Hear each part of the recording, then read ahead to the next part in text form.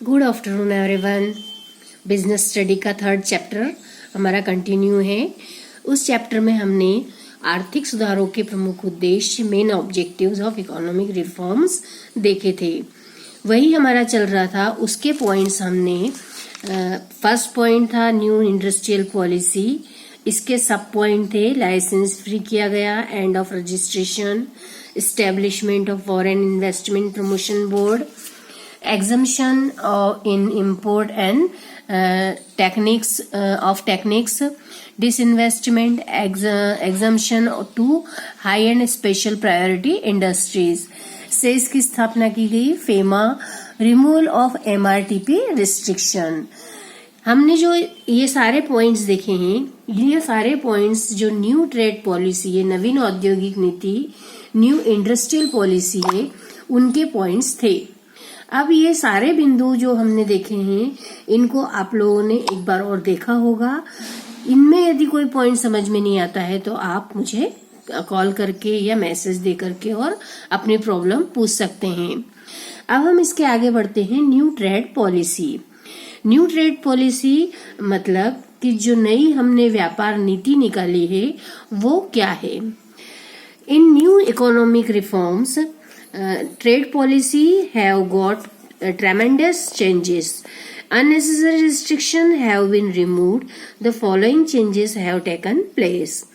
Government has lifted all quantitative control on product included in the export list. For example, onion seed, jute, iron and chemical and agro products are freed. There is no need to ask for license for doing import. The IM export import procedure are simplified. Export duty has been ended.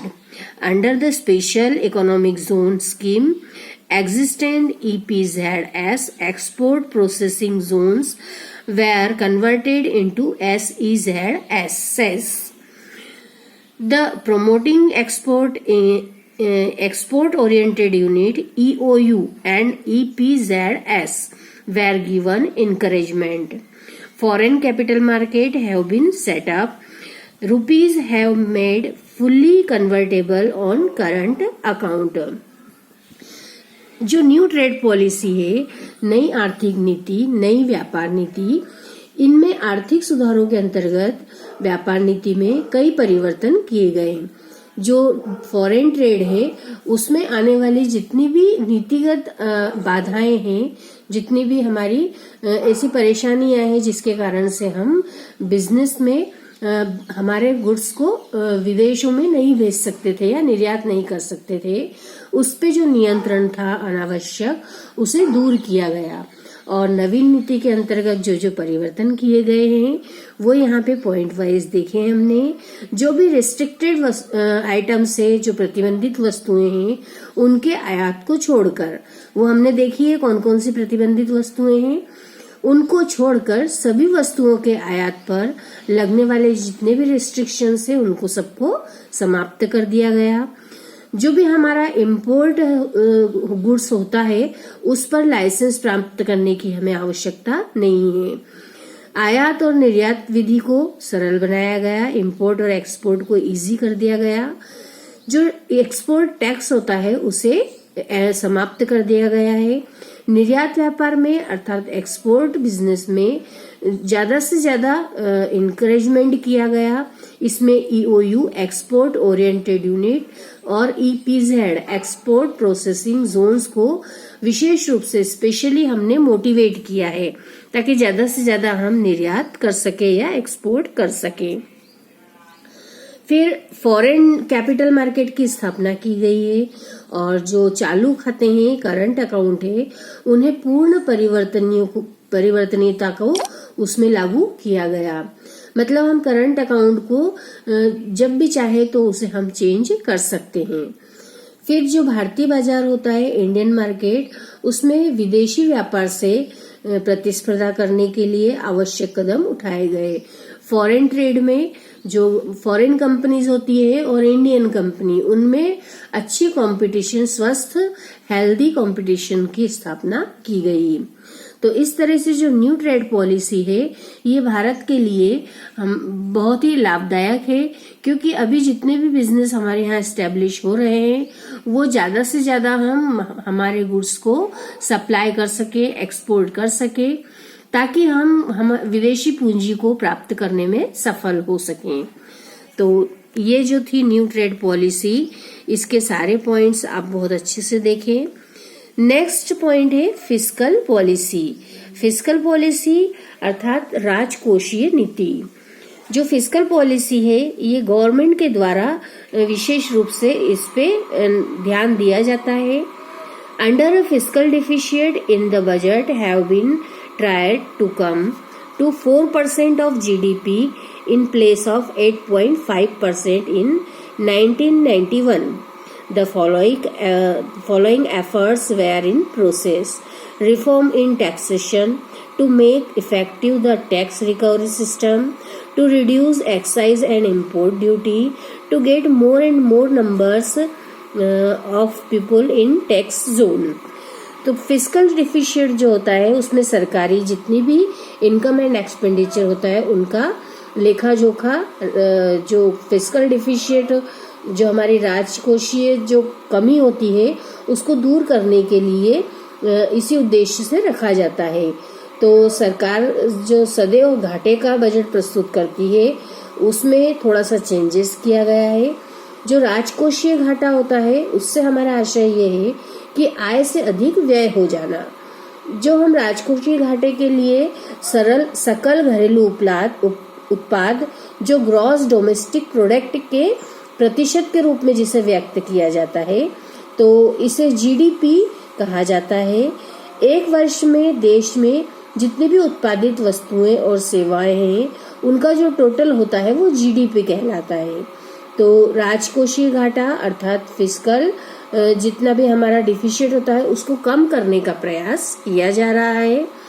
जो हमारे economic reforms को हमने लागू किया है उसके पहले 1991 में राजकोषीय घाटा जो था जीडीपी का लगभग 8.5% था और वर्तमान में इसे 4% तक लाने का प्रयास किया जा रहा है। इसके लिए जो प्रयास किए जा रहे हैं वो प्रयास यहाँ दिए हुए हैं। कर प्रणाली में सुधार किया गया है और टैक्स जो हमने वसूल करा है उस प्रणाली को भी स्ट्रॉन्ग बनाया गया और उत्पादन और आयात कर को कम किया गया है। इनकम जो टैक्स है उसको कम कर दिया गया है और अधिक से अधिक लोगों को कर के दायरे में लाया गया है। मैक्सिमम लोग अपने टैक्स को पे करें। तो ये सारे जो चेंज किए हैं ये राजकोषीय नीति के अंतर्गत आते हैं जो कि मेनली गवर्नमेंट के द्वारा किया जाता है। नेक्स्ट पॉइंट है मॉनेटरी रिफॉर्म्स, मतलब मौद्रिक सुधार। Monetary policy refers to the use of instrument within the control of the central bank of influence the trends in certain sector of the economy. Generally, monetary policy includes all those steps which have been taken by the government to control public expenditure, rate of interest, supply of money and credit policy. The following steps have been made in this field. Reduction in statutory liquid ratio SLR. SLR is the ratio in which commercial banks are required to keep part of their assets invested in the form of government and other approval security. Monetary reforms जो है वो मौद्रिक नीति है जिससे हमारा आशय है कि देश की जो सेंट्रल बैंक है उसके द्वारा जो मुद्रा की पूर्ति को नियंत्रित किया जाता है और उसमें हमारे इकोनॉमिक ऑब्जेक्ट्स जो होते हैं उनकी पूर्ति के लिए बैलेंस्ड रखा जाए, संतुलन बनाए रखा जाए। जो मौद्रिक सुधार हेतु इस प्रकार से कई नीतियां बनाई गई है। बैंकों के जो वैधानिक तरलता अनुपात है, जो लिक्विडिटी रेशो है, उसमें उसको कम करने का प्रयास किया गया है। वैधानिक तरलता अनुपात SLR, इससे आशय ये हुआ कि बैंकों में जो मांग की जाने वाली राशि है उसे समय अनुसार दायित्व अर्थात net demand and time liability का एक निश्चित प्रतिशत तरल कोषों मतलब लिक्विडिटी फंड में रखना आवश्यक किया गया है। तो रिजर्व बैंक ने जो इसके लिए परसेंटेज में कमी या वृद्धि की है, उससे मुद्रा की पूर्ति को नियंत्रित किया गया है। इसे संक्षिप्त में SLR कहा जाता है। बैंकों द्वारा जो सिक्योरिटीज में इन्वेस्टमेंट और नेशनलाइज्ड बैंकों में जमा जो लिक्विड कोष होते हैं या फंड्स होते हैं, उनका निर्माण कर सकती है। इसके लिए जो प्रावधान किए गए हैं वो प्रावधान यहाँ बताए गए हैं। जो वैधानिक तरलता अनुपात है उसमें कमी की गई है। और next point second, banks have given free hand to fixed interest rate on deposit. जो बैंकों को जमा पर ब्याज की दर निर्धारित करने की भी स्वतंत्रता दी गई है। Nationalised bank have been permitted to enter into capital market. जो राष्ट्रीयकृत बैंकें होती है उन्हें पूंजी बाजार में प्रवेश की अनुमति भी दी गई है। Permission have been granted to establish bank in private sector. जो निजी बैंक होते हैं और उनके क्षेत्र की बैंकों की स्थापना करने की भी अनुमति प्रदान की गई है। Accounting procedure has made simplified. बैंकों की जो अकाउंटिंग सिस्टम होता है, लेखा प्रणाली है, उसमें भी सुधार किया गया। Permission of disinvestment of PSUs up to 49% ऑफ टोटल कैपिटल। जितने भी पब्लिक सेक्टर्स हैं, सरकारी उपक्रम हैं, उनमें कुल पूंजी के टोटल कैपिटल के 49% तक हम डिसइन्वेस्टमेंट की अनुमति कर सकते हैं, उसकी प्राप्त हमें अनुमति है। तो इस तरह से ये जो मॉनेटरी रिफॉर्म्स किए गए, मतलब जो मौद्रिक सुधार किए गए, ये भी भारत के लिए काफी लाभप्रद हैं और इसका बिजनेसमैन फायदा उठाते हैं।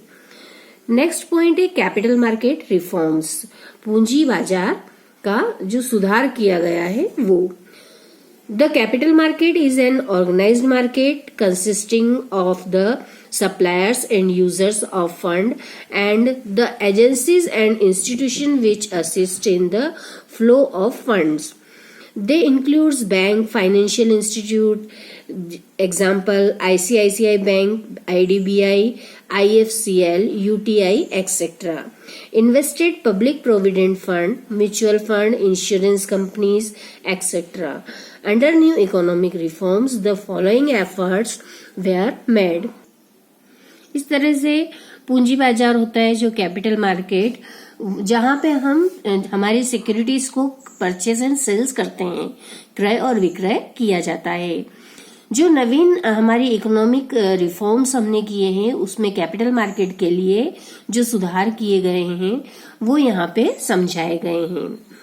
To increase the limit of investment of NRIs from 5% to 24%. NRI मतलब जो हमारे यहाँ नॉन रेसिडेंशियल इंडियंस हैं, अनिवासी भारतीय, उनको भारतीय कंपनियों में निवेश की इन्वेस्टमेंट की सीमा को 5% से 24% तक बढ़ाकर लाए हैं। Next, setting up to SEBI, Securities and Exchange Board of India, to have a control over capital market. जो पूंजी बाजार को नियंत्रित करने के लिए भारतीय प्रतिभूति एवं विनिमय board, security of exchange board of India SEBI की स्थापना की गई, जिस पर पूरा कंट्रोल गवर्नमेंट का भी होता है और वहां पे पूरे जितनी भी सिक्योरिटीज होती है उनका एक्सचेंज किया जाता है। To remove the restriction of interest on PSUs bonds and debentures. जितने भी सार्वजनिक क्षेत्र के बॉन्ड्स एंड डिवेंचर्स है, ऋण पत्र हैं, उन पर ब्याज के प्रतिबंध को हटा दिया गया।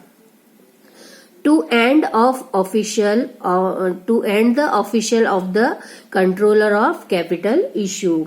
जितनी भी हम कैपिटल इशू करते हैं उसके जो कंट्रोल करने के जो ऑफिस होते हैं उनको समाप्त कर दिया गया।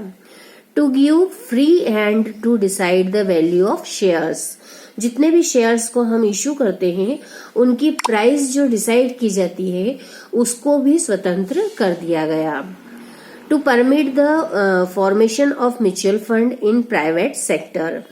जितने भी विदेशी संस्थागत निवेशक हैं उनके लिए पूंजी बाजार में हमने ऐसा बाजार स्थापित किया है जहां पे वे अपनी कैपिटल को इन्वेस्ट कर सकते हैं।